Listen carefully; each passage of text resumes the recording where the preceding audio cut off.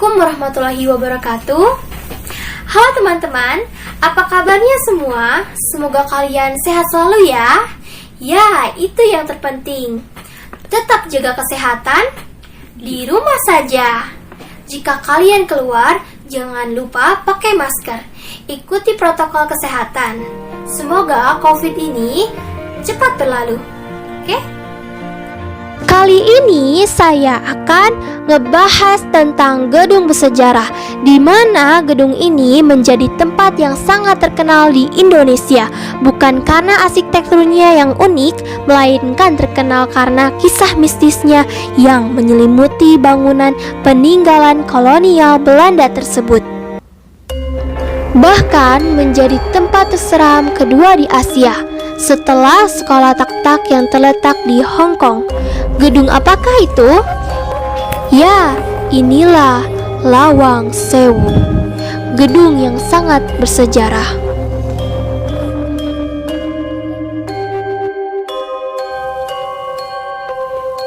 Lawang Sewu adalah gedung bersejarah milik PT Kereta Api Indonesia, Persero, yang awalnya digunakan sebagai kantor pusat perusahaan kereta api swasta, Nederland Indisch Spoorwegmaatschappij atau NISM. Gedung Lawang Sewu dibangun secara bertahap di atas lahan seluas 18.232 meter persegi. Bangunan utama dimulai 27 Februari 1904 dan selesai pada Juli 1907. Sedangkan bangunan tambahan dibangun sekitar tahun 1916 dan selesai tahun 1918. Bangunannya dirancang oleh Profesor Jacob F. Klimer dan B.J. Audag, arsitek dari Amsterdam dengan ciri dominan berupa elemen lengkung dan sederhana. Bangunan didesain berupa huruf L serta memiliki jumlah jendela dan pintu yang banyak sebagai sirkulasi udara. Karena jumlah pintu yang banyak, maka masyarakat menamainya dengan Lawang Sewu, yang berarti 1000 pintu. Oke teman-teman, selanjutnya setelah Jepang menginvasi Indonesia pada tahun 1942, tentara Jepang mengambil alih Lawang Sewu. Ruang bawah tanah gedung B diubah menjadi penjara, dengan beberapa eksekusi terjadi di sana. Ketika Semarang direbut kembali oleh Belanda dalam pertempuran di Semarang pada Oktober 1945, pasukan Belanda menggunakan terowongan yang mengarah ke gedung A untuk menyelinap ke kota. Pertempuran terjadi dengan banyak pejuang Indonesia sekarat. 5 karyawan yang bekerja di sana juga tewas. Ruang bawah tanah gedung B diubah menjadi penjara, dengan beberapa eksekusi terjadi di sana.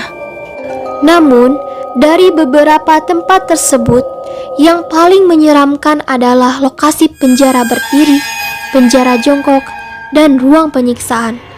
Konon, di penjara dan ruang penyiksaan itulah ribuan nyawa melayang karena kebiadaban tentara kolonial Belanda. Kabarnya, banyak tahanan yang meninggal karena tak kuat berada di dalam penjara berdiri yang kondisinya sangat sempit dan pengap. Tak hanya itu, di dalam penjara tersebut, mereka hanya bisa berdiri dengan posisi yang berdesak-desakan karena sempitnya penjara dan banyaknya tahanan.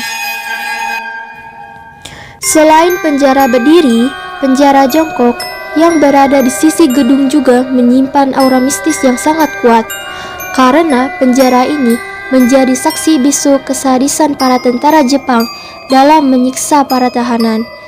Dalam penjara yang berdiameter 1,5 meter dan tinggi sekitar 60 cm ini, para tahanan dimasukkan ke dalam penjara dengan posisi jongkok dan dalam kondisi yang berdesak-desakan pula.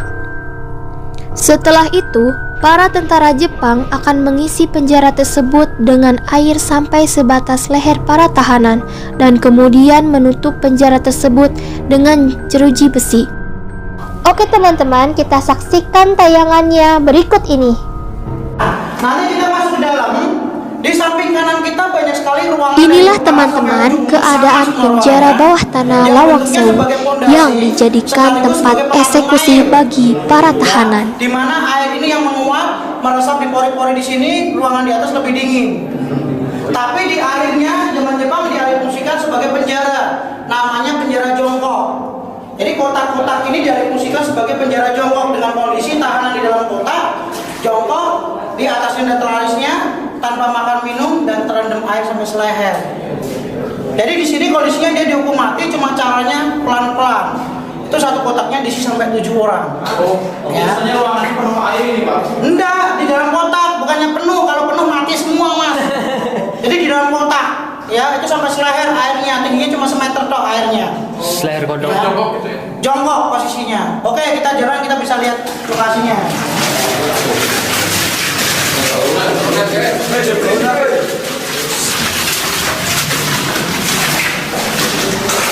Nah, ini ruangannya kayak gini nih.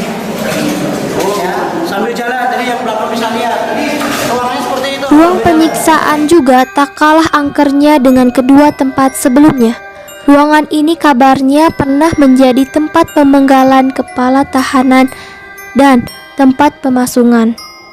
Ini juga masih terdapat bekas alat pancung dan rantai-rantai bekas penyiksaan zaman penjajahan dulu. Sehingga para pengunjung yang mendatangi tempat ini akan merasakan bagaimana suasana mencekam pada saat itu. Oke teman-teman, ada salah satu cerita penampakan yang paling dikenal di Lawang Sewu adalah sosok wanita berambut panjang. Bahkan dalam beberapa acara uji nyali di stasiun TV swasta di Indonesia, sosok itu kerap kali tertangkap kamera. Sampai saat ini tak ada yang tahu si misteri sosok hantu wanita itu. Hanya saja penampakan makhluk astral wanita berambut panjang itu kerap terlihat di lorong-lorong sepanjang gedung Lawang Sewu. Sekarang Anda di tempat paling angker di Lawang Sewu ini, dan Anda saya beri kesempatan untuk melihat situasi. Ya, sini arahnya.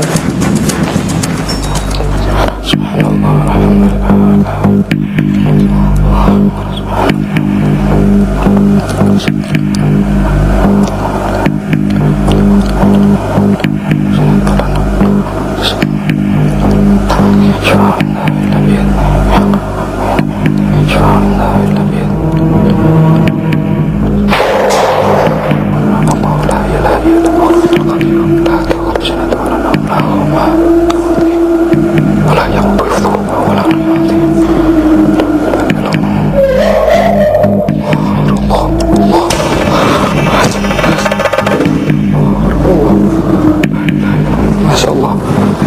Mas, tolong mas. Mas. Allahu Akbar, Allah.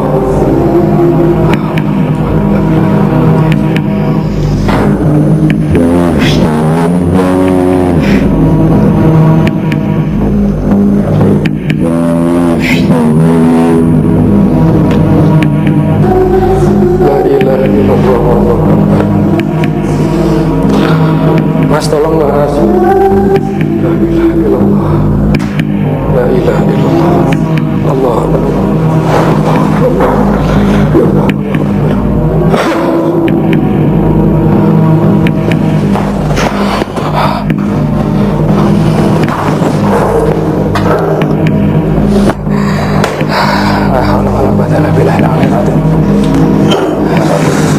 Demikianlah teman-teman pembahasan mengenai gedung bersejarah Lawang Sewu yang terkenal di Indonesia yang terletak di Kota Semarang. Kita sebagai generasi penerus harus menghargai, menjaga, dan melestarikan peninggalan-peninggalan bersejarah sebagai khasanah budaya bangsa kita. Bye, sampai jumpa lagi di video berikutnya. Assalamualaikum warahmatullahi wabarakatuh.